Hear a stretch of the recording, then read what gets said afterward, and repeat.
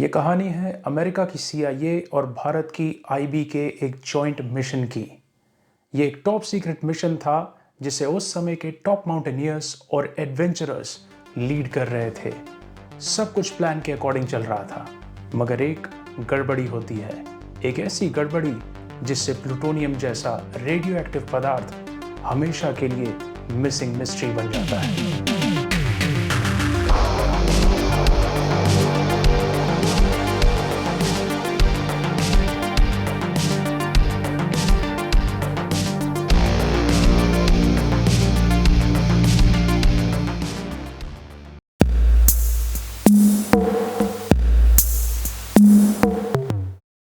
18 फरवरी 2021 भारत के उत्तराखंड राज्य के चमोली डिस्ट्रिक्ट में एक विनाशकारी एवलांच आता है, जिसकी सीधी चपेट में कई वर्कर्स आते हैं जो तपोवन डैम प्रोजेक्ट में कार्यरत थे।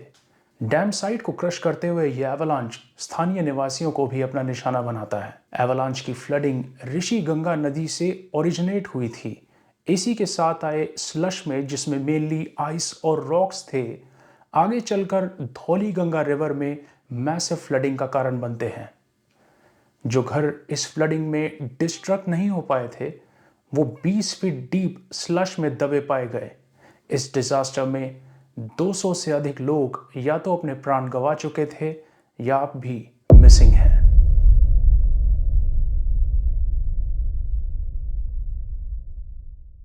स्थानीय निवासियों ने इस फ्लडिंग का कारण 1965 में हुई एक ऐसी घटना को बताया जो सबके होश उड़ा देने वाली थी, क्योंकि इसमें प्लूटोनियम इन्वॉल्व था।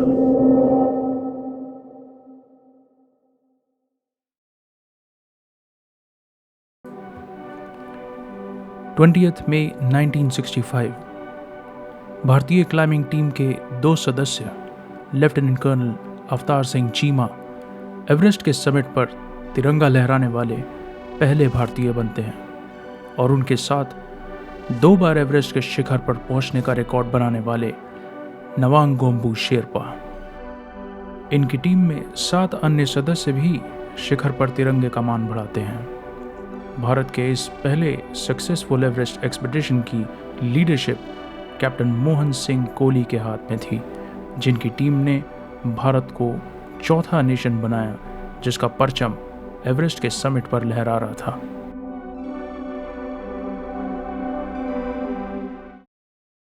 अपने सफल अभियान को पूरा कर जब कैप्टन मोहन सिंह कोहली न्यू दिल्ली आते हैं तो उन्हें इमीडिएटली एक टॉप सीक्रेट मिशन पर असाइन किया जाता है। यह मिशन CIA और IB का जॉइंट एक्सपीडिशन था। इस मिशन में CIA की साइड से एवरेस्ट के समिट पे पहुंचने वाले पहले अमेरिकन टीम के सदस्य बैरी बिशप असाइन किए गए थे।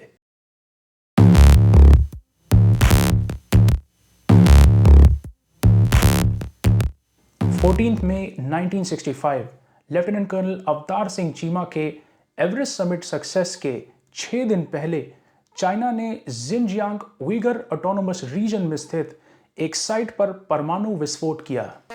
जिस साइट पर यह एक्सप्लोजन होता है वो चाइना की nuclear test facility 10,000 square kilometers में फैली एक नेचुरल फॉर्मेशन थी, जो एंशिएंट सॉल्ट लेक के ड्राई होने से फॉर्म हुई थी। इस स्थान को लूप नूर कहा जाता है। मंगोली भाषा में इसका अर्थ है एक ऐसी लेक जिसकी उत्पत्ति अज्ञात हो। लूप नूर ही वो स्थान था जहां चाइना ने 1964 में अपना पहला न्यूक्लियर टेस्ट कंडक्ट किया था। यह एक बहुत ही रिमोट लोकेशन है जहां का एरिया मोस्टली डेजर्ट लैंडस्केप है। एवरेस्ट से इसका डिस्टेंस ऑलमोस्ट 16 to 1700 किलोमीटर्स है, एक स्ट्रेट लाइन ऑफ साइट में।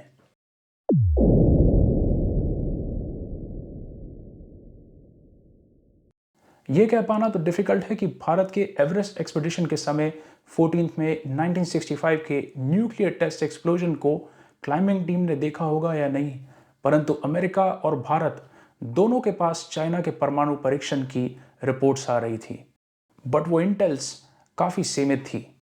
1962 के भारत चीन युद्ध के बाद से ही भारत चीन से सतर्क रहता है। ये न्यूक्लियर डेवलपमेंट्स चिंता का विषय थी। वहीं अमेरिका इस बीच वियतनाम वॉर में चाइना की ओर से संभावित परमाणु हस्तक्षेप से सतर्क था।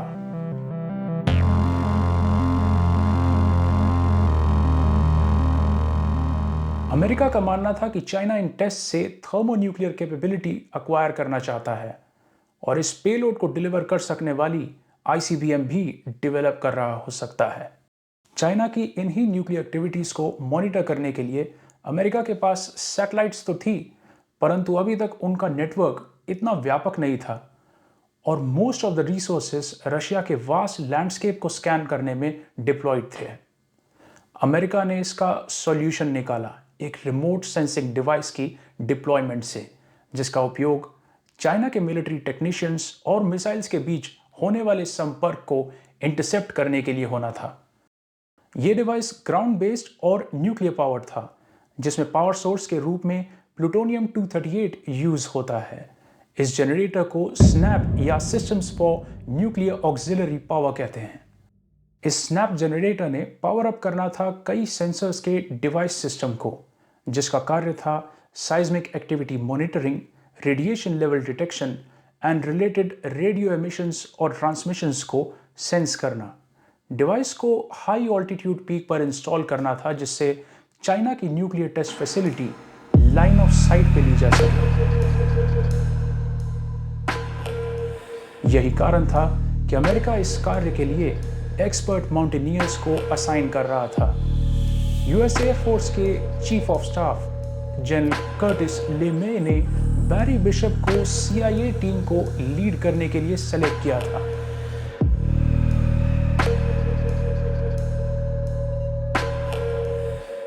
एवरेस्ट को डिवाइस की संभावित इंस्टॉलेशन साइट की लोकेशन से निकाल दिया गया था, क्योंकि वो नेपाल चाइना के बॉर्डर पर है। हिमालय के इस क्षेत्र में दूसरी सबसे ऊंची पीक है कंचनजंगा। 28,169 फीट पर स्थित ये लोकेशन भारतीय भूमि में है। कैप्टन महेंद्र सिंह कोहली जब बैरी बिशप से इस विषय में पहली मीटिंग करते हैं, तब कैप्टन ने कंचनजंगा की क्लाइंब से रिलेटेड डिफिकल्टीज एंड चैलेंजेस को एक्सप्लेन किया।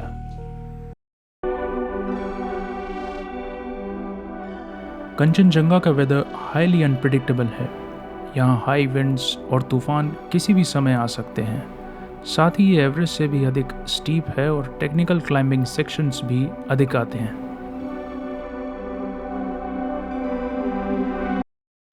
दोनों टीम्स ने डिस्कशन के बाद कंचनजंगा को लिस्ट से ड्रॉप कर दिया। अब केवल एक ही समिट था जहां मिशन की रिक्वायरमेंट्स और फीजिबिलिटी मीट होती थी। ये था नंदा देवी समिट।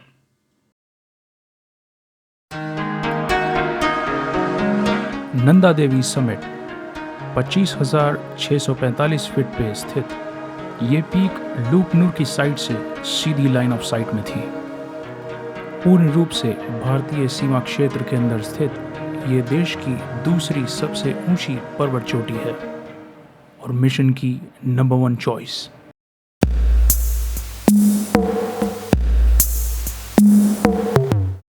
अक्टूबर 1965 दोनों टीम्स सीआईए और आईबी इस टॉप सीक्रेट मिशन के लिए नंदा देवी बेस कैंप पर असेंबल होती हैं। केवल टॉप ऑफिशियल्स को ही हाईटेक पेलोड के बारे में पता होता है, जो पर्वत के शिखर पर ले जाना और इंस्टॉल करना था। पूरे डिवाइस को डिसअसेंबल कर छोटे कैरी किए जा सकने की स्थिति में पैक किया गया था। ऐसे टोटल 5 पैकेजेस थे। शेरपास को एक पैकेज में अधिक जिज्ञासा हुई और सभी शेरपास पैकेज को बारी बारी में उठाना चाहते थे। इसका कारण था उस पैकेज में से गर्म ऊर्जा का संचार होना। ये वही पैकेज था जिसमें परमाणु ऊर्जा से संचालित स्नैप जनरेटर था। प्लूटोनियम के डिग्रेडेशन के कारण पूरा जनरेटर गर्म हो रहा था। उससे निकलती हीट शेरपास को क्लाइंब में वार्मथ प्रोवाइड कर रही थी। 16 अक्टूबर 1965 टीम्स कैंप 4 तक पहुंचती हैं। इस समय वो समिट से 1900 फीट से कम डिस्टेंस पर थी। भारी स्नोफॉल के कारण उन्हें यहाँ टेंट्स में ही वेट करना पड़ा। काफी समय बैठने के बाद भी वातावरण में कोई सुधार नहीं हो रहा था और फूड एंड ऑक्सीजन की सप्लाई में अब तेजी से कमी होने लगी थी और वेट करना या सबमिट के लिए क्लाइंब करना पॉसिबल नहीं था। साथ ही मॉनिटरिंग डिवाइस का वेट भी इस ट्रैक को ऑलरेडी डिफिकल्ट बनाए हुए था। क्लाइंबर्स ने स्थिति की गंभीरता देखते हुए मिशन कमांड को रेडियो ट्रांसमिशन किया, वापस आने की परमिशन मांगी। अथॉरिटीज ने उन्हें रिट्रीट एंड डिसेंट की अनुमति प्रदान की। डिसेंट करने से पूर्व टीम ने डिवाइस से रिलेटेड उन 5 पैकेजेस को माउंटेन के साइड में रोप्स और मेटल स्पाइक्स की हेल्प से बांध दिया, ये डिसाइड करते हुए कि विंटर एंड होते ही एक अन्य टीम डिवाइस को समिट पर इंस्टॉल कर देगी। स्प्रिंग 1966।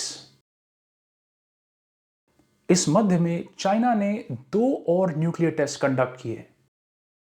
एक नई टीम नंदा देवी पर्वत में आती है और मिशन को पूरा करने के लिए यह डिसाइड किया जाता है कि डिवाइस को शिखर की जगह कोई इजीली अप्रोच की जा सकने वाली साइट पर इंस्टॉल करेंगे। टीम कैंप 4 पर पहुंचती है जहां डिवाइस को एंकर किया गया था, परंतु वहां कोई पैकेज तो दूर, वो सरफेस भी नहीं था जहां उसे एंकर किया गया था। लैंडस्लाइड के कारण सारे उपकरण पर्वत से नीचे गिर चुके थे। पर्वत की भूमि का वो पूरा पार्ट अलग होकर नीचे जा गिरा था और उसी के साथ प्लूटोनियम से संचालित स्नैप जनरेटर भी।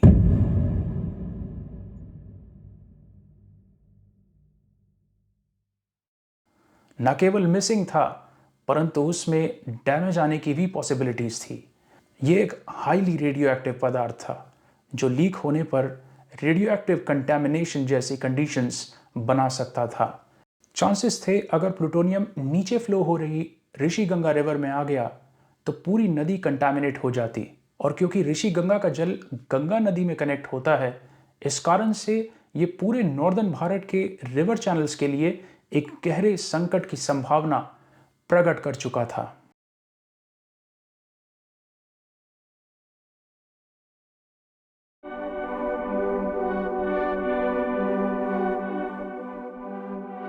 ऋषि गंगा रिवर की गंगा नदी में सम्मिलित होने की यात्रा स्टार्ट होती है नंदा देवी ग्लेशियर से। ये धौली गंगा रिवर से कनेक्ट होती है और जोशीमठ पहुंच के ये अलकनंदा रिवर में मिल जाती है। पूरा एरिया चमोली डिस्ट्रिक्ट कहलाता है। आगे रुद्रप्रयाग से होती हुई अलकनंदा देवप्रयाग पहुंचकर भागीरथी रिवर में मिलती है। यहाँ ये गंगा नदी का रूप लेती है और जलधारा की ऋषि गंगा से गंगा तक की यात्रा कंप्लीट होती है।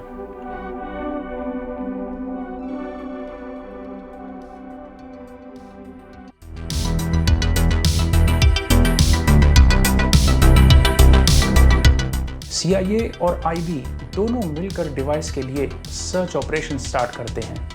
एक बड़ी टीम और हेलीकॉप्टर्स के साथ अभियान सकारात्मक विश्वास के साथ आगे बढ़ाया जाता है। लैंडस्लाइड में गिरे डिवाइस की लोकेशन का पता लगाने के लिए हेलीकॉप्टर से कुछ ब्यूटेन कैनिस्टर्स गिराए जाते हैं जो कई हजार फीट नीचे जा गिरते हैं। पर्वत की बेस टेरेन फॉलन रॉक से भरी हुई थी।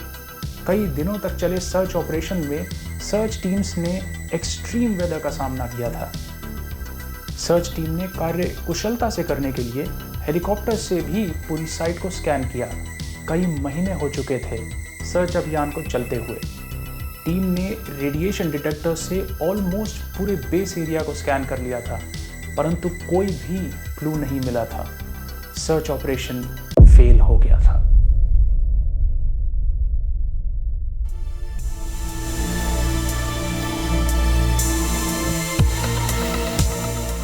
बट CIA और IB चाइना के न्यूक्लियर प्रोग्राम के ऊपर भी दृष्टि बनाए हुए थे और अमेरिका चाइना की ICBM डेवलपमेंट और कैपेबिलिटीज की इंटेल चाहता था। इसलिए एक और अटेम्प्ट दोनों ने मिलकर किया और इस बार चूज किया नंदाकोट।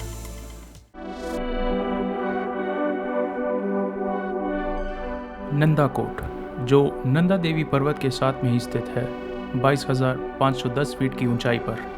यहाँ एक नई सर्वेलेंस यूनिट लगाई गई, वो भी न्यूक्लियर पावर्ड थी, एक स्नैप जनरेटर से जिसमें प्लूटोनियम यूज़ किया गया था। ये डिवाइस एक अप्रोचेबल ऑल्टीट्यूड में था और डिप्लॉयमेंट भी सक्सेसफुल थी।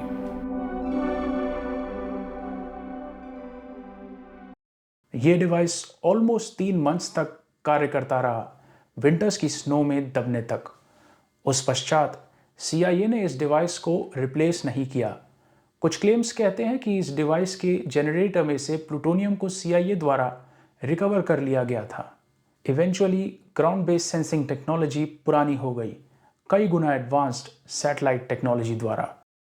नंदा देवी में हुआ ये इंसिडेंट एक टॉप सीक्रेट मिशन था, जिसका पता सामान्य जनता और मीडिया को एटलीस्ट 1 दशक पश्चात ज्ञात हुआ।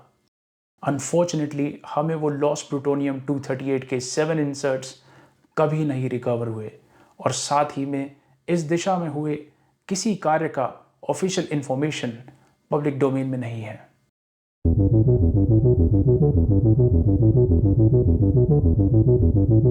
लॉस्ट प्लूटोनियम को लेकर के कई थ्योरीज सामने आई हैं, मगर उनको सपोर्ट करते हुए कोई एविडेंस नहीं है। इसलिए यही कहा जा सकता है कि स्नैप जनरेटर अपने गर्म टेम्परेचर के कारण आइस में गहरे धंस गया होगा। अब क्वेश्चन है कि अगर वो वही है तो कितना प्रभावशाली है। नागासाकी जापान में अमेरिका द्वारा गिराया गया न्यूक्लियर बॉम्ब फैटमैन लगभग 6.4 kg प्लूटोनियम 239 से लोडेड था, और लॉस्ट डिवाइस के जनरेटर का मॉडल था स्नैप 19C, जो कि 3.3 kg प्लूटोनियम 238 कैप्सूल से संचालित था। ऐसा लग सकता है कि ये जनरेटर तो फैटमैन की ऑलमोस्ट 50% डिस्ट्रक्टिव कैपेबिलिटीज रखता है, मगर एक मेजर डिफरेंस है प्लूटोनियम 239 एंड 238 में। 239 न्यूक्लियर बॉम्ब्स में यूज होता है। इस आइसोटोप में एक्सप्लोसिव डिस्ट्रक्टिव पावर होती है। वहीं Pu-238 का यूज किया जाता है हीट सोर्स के रूप में, क्योंकि इस आइसोटोप में वैसी एक्सप्लोसिव पावर नहीं होती। तो अब खतरा केवल रेडिएशन कंटैमिनेशन का रह जाता है। Pu-238 की हाफ लाइफ है 87.7 ईयर्स की। दैट मीन्स ये अपना अप्रॉक्सीमेटली 50% ऑफ रिलेटिव मास खो देता है हर 87.7 ईयर्स में, और इसी के साथ इससे एमिट होने वाली रेडिएशन भी एक्सपोनेंशियली कम होती जाती है। मगर ये भी सत्य है, इसे फुली इनइफेक्टिव होने में लाखों वर्ष लग सकते हैं। अपने इस वीडियो को हम यही विराम देते हुए आप सभी को इस विषय में अपनी राय कमेंट्स के माध्यम से देने का आग्रह करते हैं। अगर आपको ये वीडियो पसंद आया हो तो इसे लाइक और शेयर करें और चैनल को सब्सक्राइब करें। धन्यवाद।